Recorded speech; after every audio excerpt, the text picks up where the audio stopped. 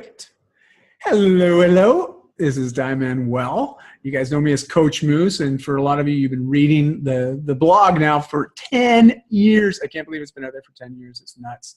But you'll know that in my own personal life, I've recently become 40 years old. I've sort of hit what some people consider the halfway point. For me, I think I'm only 40% there, and that's how I treat it, and I live my life like that. And a lot of the decisions I make and the way that I coach and teach people is all about functional movements and really looking at building a rock solid foundation on health first and foremost, because the healthier that foundation is, we can handle those things, those curveballs that life likes to throw at us. Every once in a while we might get sick, we might have an injury, but when we have a rock solid foundation, we can definitely manage that a lot better, as well as really maintain that idea of moving well, moving daily, every day, every way, to ensure as we age well. And on that note, I'm really excited because I've connected with Dana, and Dana is from Live Your Life Home Care, and they're taking a completely different approach actually to aging well. And actually, I like to say aging in style, because it's a really neat approach and something that I'm not accustomed to, because my familiarity with long-term care is very different from what they're doing. And I love the proactive approach that they have with working with people. So, hi, Dana. Hey, how's it going? Excellent. Now, can you give us a bit of background on you? Well, I am a trained ER nurse. That's my medical background. I'm a mom of 4 and very busy. Yeah.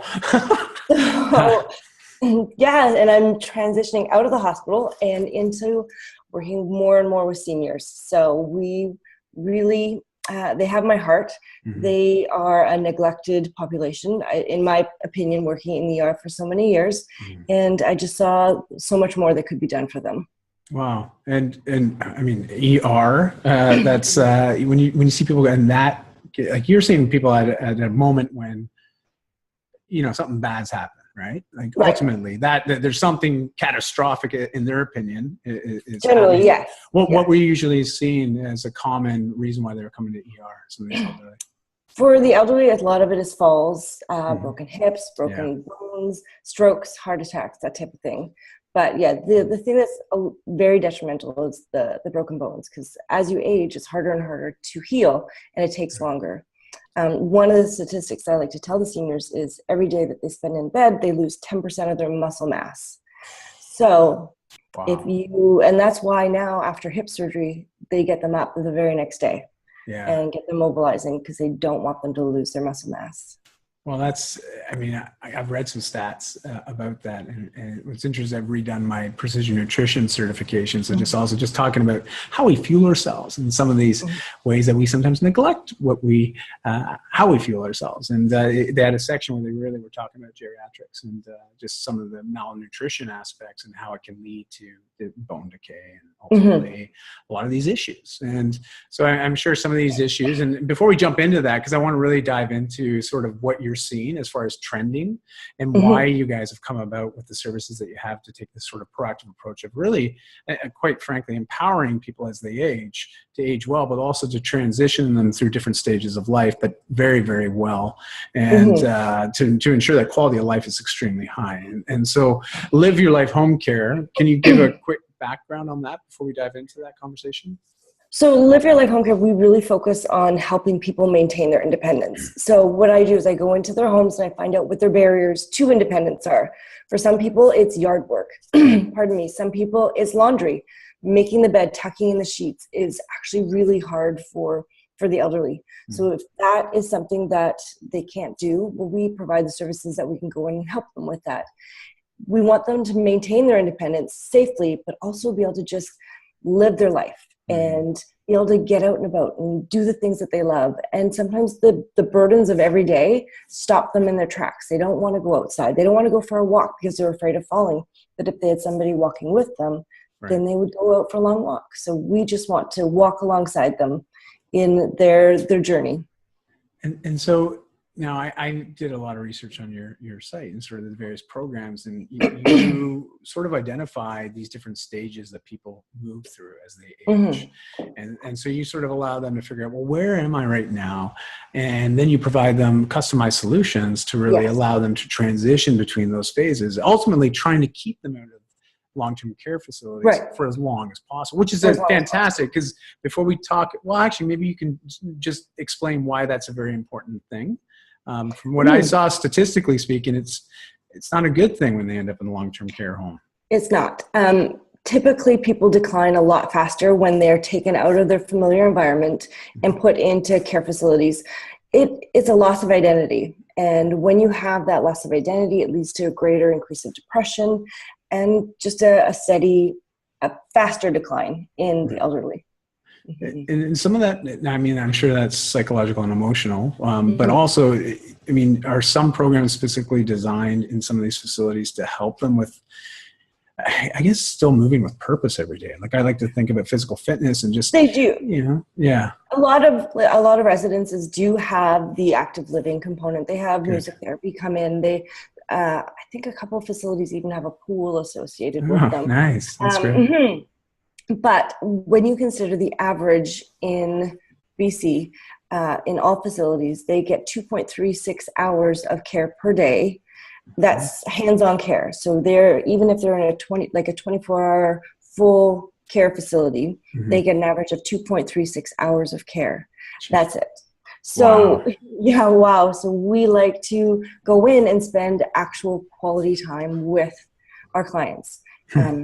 And they get a lot more out of it. We're not just caring for them, we're chatting with them, we're learning about them, we're cooking with them, we're walking with them, we're building relationships with them that they just can't get in those facilities.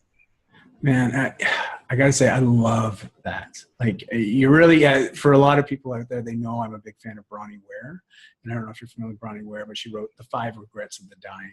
And Yes, I did see that. Yeah, it's a great TED Talk, and she's done lots of interviews, and her book's fantastic. But she took an approach very much like you just described, and she got to know these people as they were, you know, at end of life, and really had some fantastic conversations, and realized that they're just people, but there was these common themes of these regrets, right? And I'm sure it must be very lonely for people when they get to that point, and especially if they don't have those social networks that they had when they were independent. And so, how can you walk me through, and I know a lot of people that will watch this video and this interview, they more than likely have parents that they've been watching age. You know, I'm 40 years old. I've just recently lost my father, and it was cancer, and a lot of people have seen their parents' health decline rapidly based on disease, but also lifestyle choices, right? And my mom's 72, you know, or will be 72 this fall, and don't add the year on. You know, I know. I gotta be qualified because my mom will watch this. She will share it out, and so I would like to have an idea of how these individuals that are seeing their parents' age. What are some of the things that we can do to be, you know, proactive in helping them?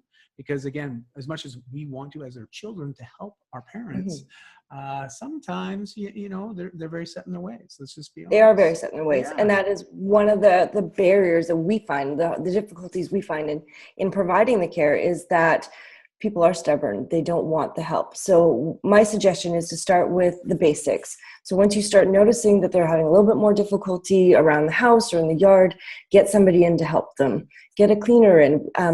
All of our care aides, we only use care aides, so they will come in and do the housekeeping. That way, once they build those relationships and they're ready for the next step of having that extra help, our care aides can transition with them, and they can, you know, they've already formed that trust in that relationship. And a lot of it is trust, because there's mistrust in the elderly with a stranger coming into their home and into their space. You're providing personal care. You want that trust to be built before you move to the next step. Wow. So start with the basics. And like, I remember my grandmother, you know, and my mom's mom.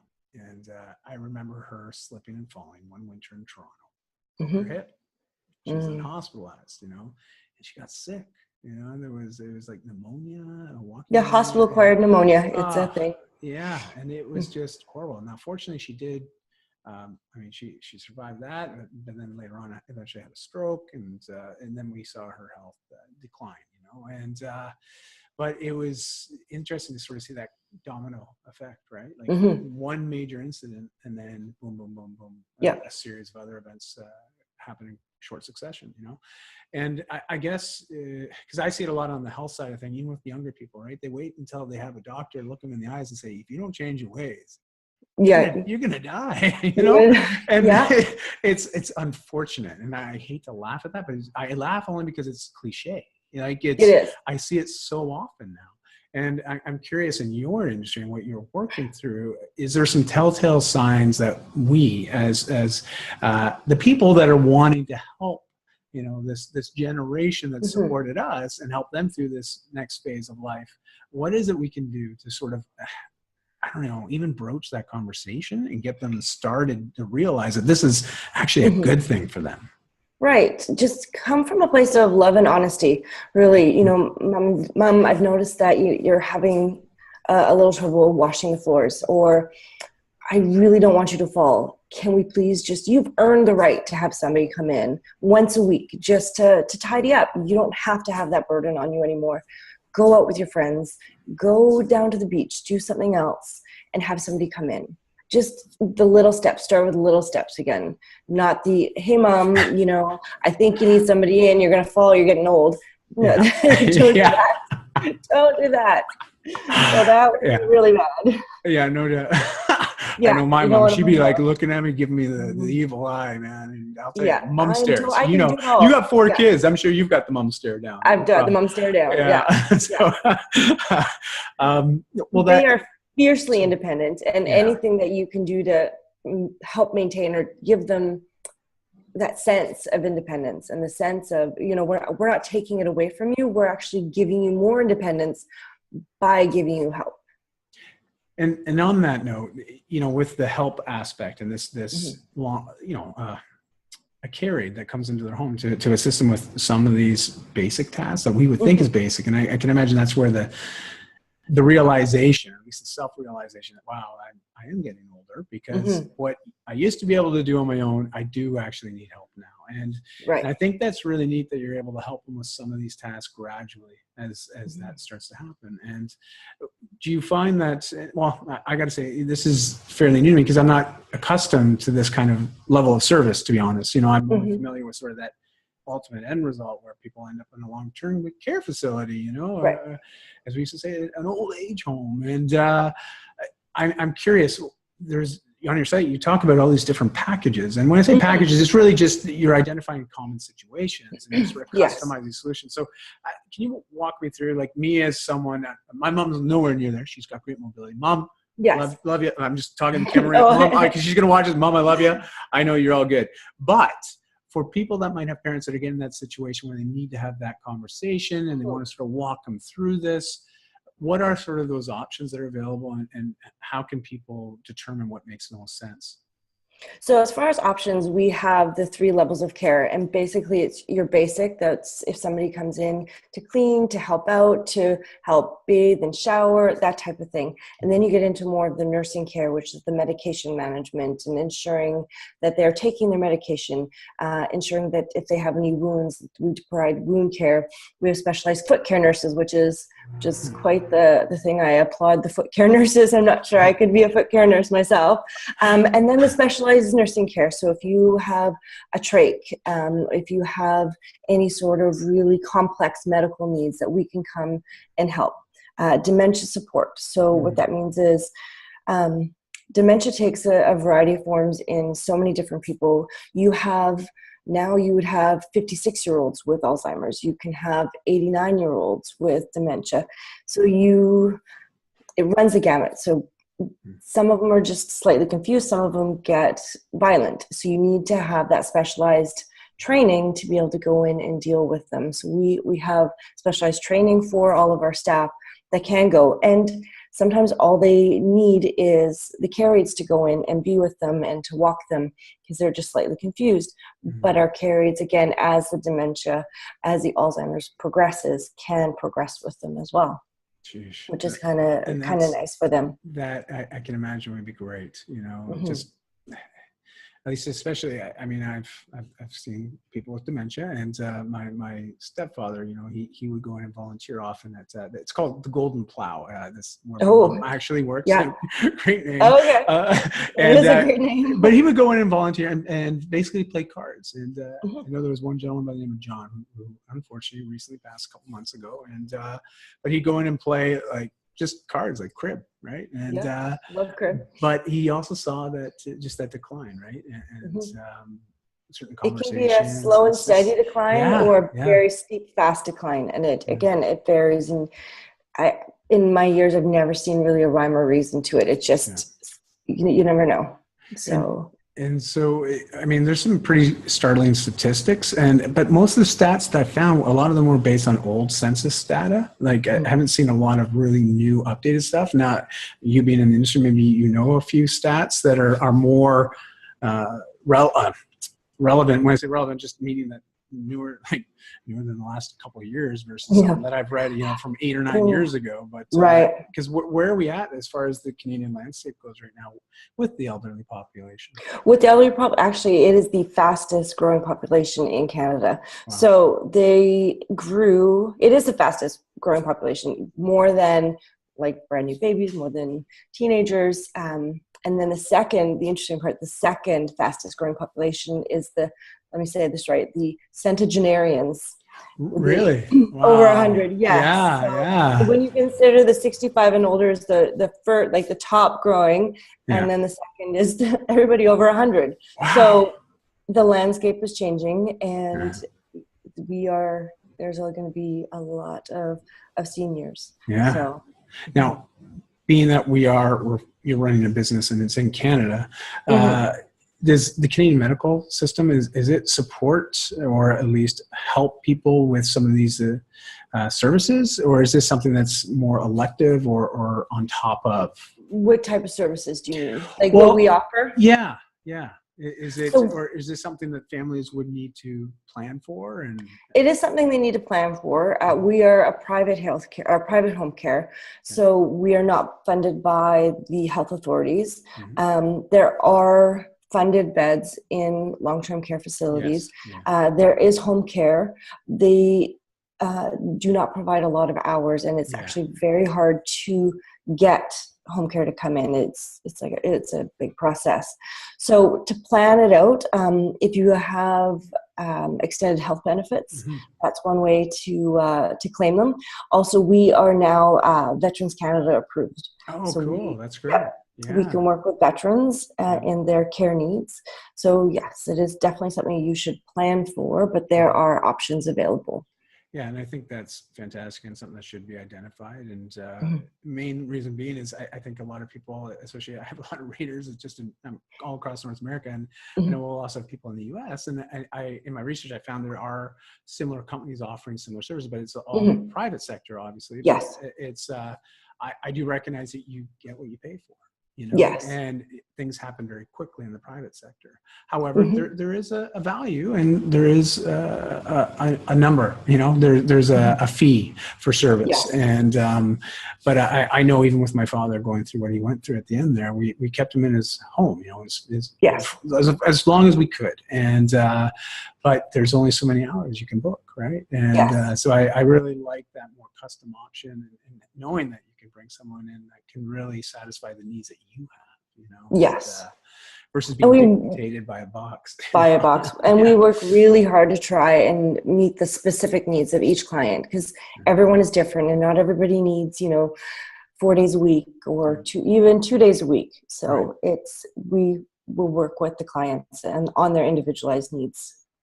Well, one last thing, just like I said, just sort of touch on is, just to give those that have watched this, and we're sort of getting to the end of this interview, and we've talked about a lot of useful information, but also ways for people to sort of, start having those conversations, with those people that we love most, and we want to ensure that they have a high quality of life. And I guess first and foremost is when it comes to age,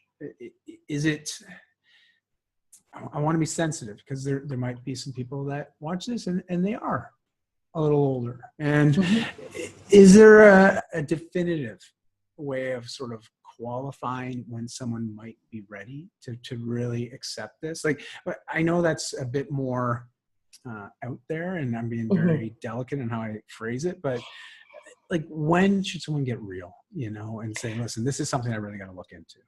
Right. So I think if you, as a family member, notice that somebody has a decreased intake, so they're not eating or drinking as much as they should be, so their nutrition is declining. If you notice that they are falling or running into walls or have bruises that you don't know where they've come from, if their memory is starting to go, if they misplace things all the time, or if you find the keys in the fridge, or they go outside for a walk and they're not quite sure where they've been, those are really the time that you should be evaluated and start thinking about getting some outside help in, seeking advice, seeking some medical advice, talking to your doctor, and setting some things in place. And I think that's the best way to put it, is really seeking that outside help and getting that advice. And I think a lot of us wait, we just put it off. And as Canadians, we are guilty of procrastination. Yes. Tendency, why do it today if I can put it off till tomorrow? So is there some resources? I know on your website, there's some fantastic resources. And we're adding to those resources all the time. So check the website frequently. And that domain name is? It's liveyourlifehomecare.com. Perfect. And on top of that, if people do have questions, can they reach out to you directly? Of course. Yep. They can either fill out a form on the website, and I'm the one that will get back to them, or else they can give me a call, and I will be happy to answer any questions. It's fantastic. Well, I really appreciate it. And, it's a sensitive subject matter, but I think it's a very important subject matter. And I just see so many more people in need of that assisted, I wouldn't say assisted living, but it's right. It's keeping their quality of life very, very high, and it's nothing to be ashamed of. Right? It's walking alongside. We just want to walk alongside them and help them live their life the way they want for as long as they can, as safely as they can. So. Well, I appreciate you and what your company does, and I hope a lot of other companies follow suit, or at least do their due diligence and research what you guys are doing, because I think you're doing some things that are quite incredible. And it's not the norm, it's not. Well, like I told you, it's new to me. Like I've been in the healthcare industry, at least the health and wellness and fitness side of things, for over 20 years. And this is the first time I've seen something that was so uniquely customizable to really help people through the different stages of life, of aging. And I just want to commend you for that. So thank you, Dana. And I appreciate your time. It's, I know it's Vancouver for you, and I'm overseas, and we made it work. This is awesome. We did make it work. Yeah. Well, thank you for taking the time to talk to me. It's been awesome. Fantastic. Thanks, Dana. You're welcome.